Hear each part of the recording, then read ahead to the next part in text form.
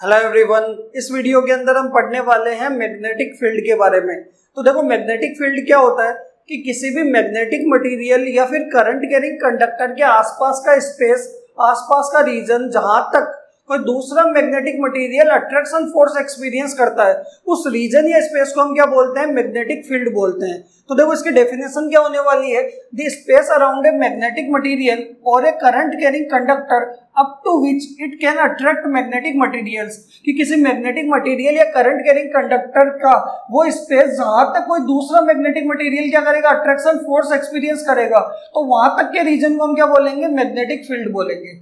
Clear है? तो देखो, इसको डायग्राम से समझते हैं कि मान लो ये आपके पास क्या है, एक करंट कैरिंग कंडक्टर है, ठीक है, और इसके आसपास का ये रीजन है, और इस रीजन के अंदर मैंने कहा कि यहां तक क्या होने वाला है, कोई मैग्नेटिक मटेरियल हम लेके आएंगे तो वो क्या करेंगे? अट्रैक्शन फोर्स एक्सपीरियंस करेंगे, और यहाँ के बाद यहाँ पे अगर आप लेके आओगे तो ये फोर्स एक्सपीरियंस नहीं करने वाले। मतलब यहाँ तक का जो रीजन होगा इसको हम क्या बोलेंगे?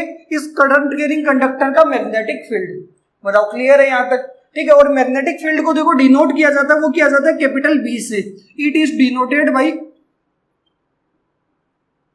Capital B. और मैग्नेटिक फील्ड की ऐसा ही यूनिट होती है, वो होती है टेस्ला।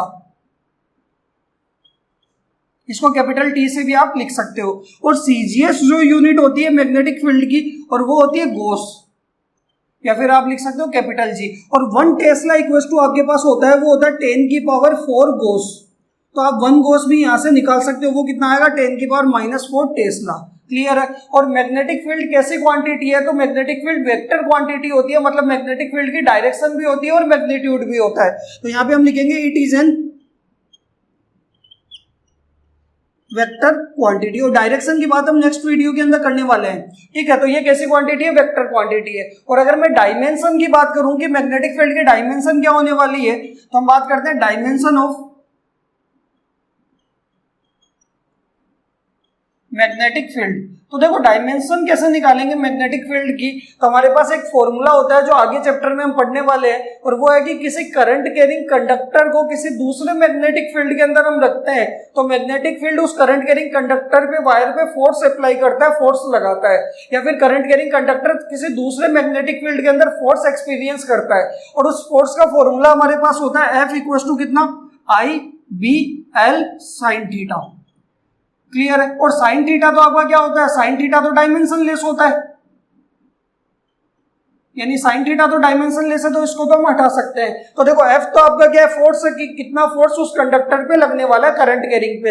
आई क्या है? उस कंडक्टर में कितना करंट फ्लो कर रहा है। बी क्या होने वाला है? मैग्नेटिक फील्ड की कितने मैग्नेटिक फील्ड के अंदर उसको हमने रखा है। और एल क्या है? उस कंडक्टर की लेंथ।